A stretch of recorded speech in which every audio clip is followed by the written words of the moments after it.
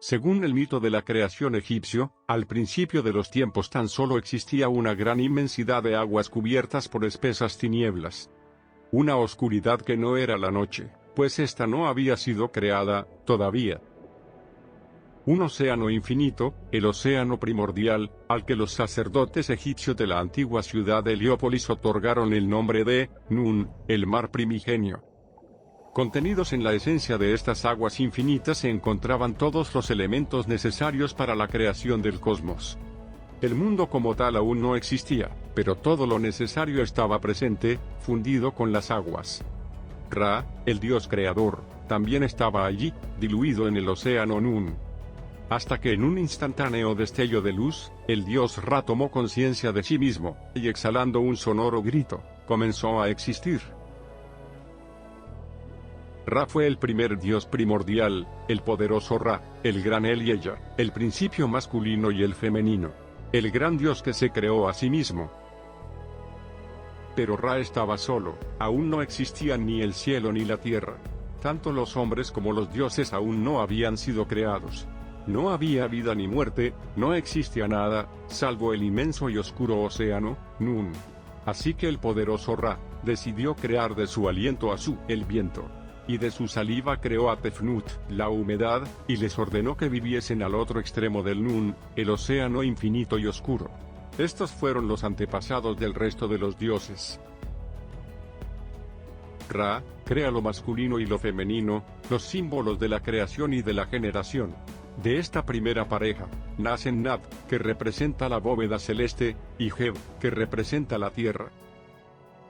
Solo entonces, Ra hizo emerger un espacio seco donde pudiese descansar, hizo emerger una colina, la gran colina primordial, la primera materia sólida donde creará y colocará el resto de su gran obra. A aquel espacio seco le llamó tierra, y a la tierra que emergió la llamó Egipto. Y como Egipto surgió de las aguas, pensó Ra, viviría gracias a estas, así que hizo que las aguas estuviesen en la tierra, de esta manera nació el río Nilo. Más tarde Ra fue creando la vegetación y los seres vivos, a partir del océano Nun, para llenar el vacío de la tierra. Heb y Nat se casaron, así, el cielo yacía sobre la tierra, copulando al anochecer con ella. Su, el dios del viento, estaba celoso. Los maldijo y los separó, sosteniendo al cielo sobre su cabeza y sus poderosos hombros, y sujetando la tierra con sus pies. Algunos textos de Heliópolis cuentan que al estar Heb y Nat juntos el cielo y la tierra estaban demasiado unidos, sin dejar espacio para la creación del dios Amón-Ra. Así que éste le pidió a Su que separara a sus hijos, sosteniendo a Nat sobre su cabeza y sus hombros. Desde aquel momento, Su, el viento, yacería entre el cielo y la tierra.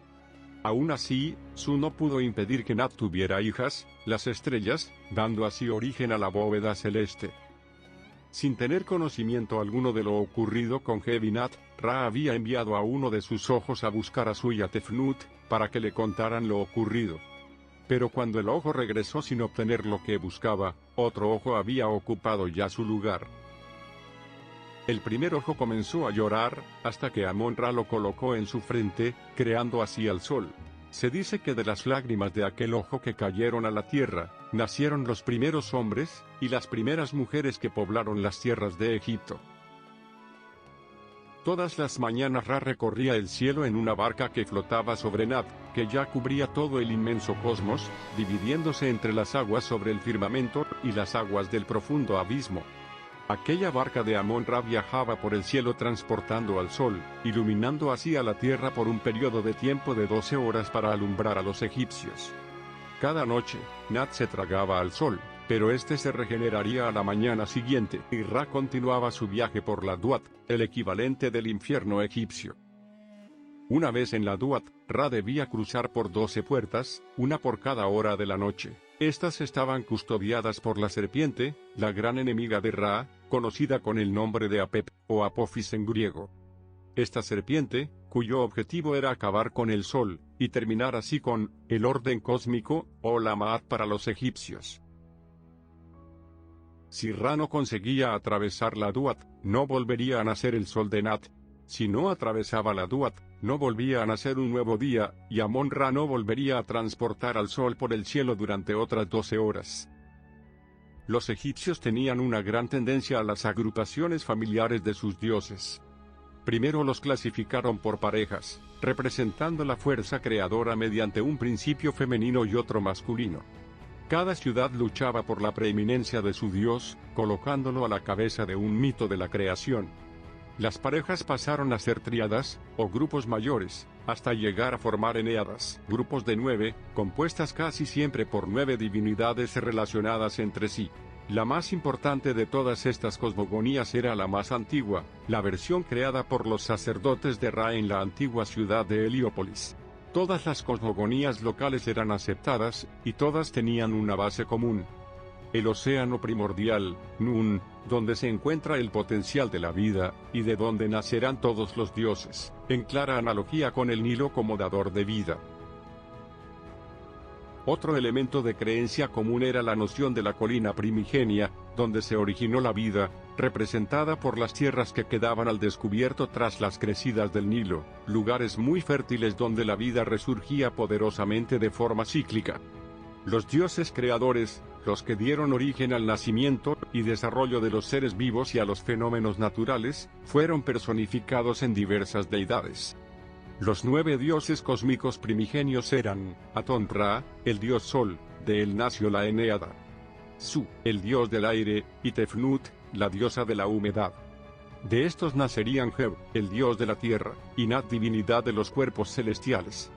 Y de ellos nacería el gran Osiris, el dios del más allá, y Isis, la diosa representante de la unidad familiar. También nacerían Set, divinidad que representaba la aridez y el desierto, y Neftis, hermana gemela de Isis y madre lactante de Horus, hijo de su hermana Isis. Este fue el origen de la creación, según la mitología del pueblo egipcio.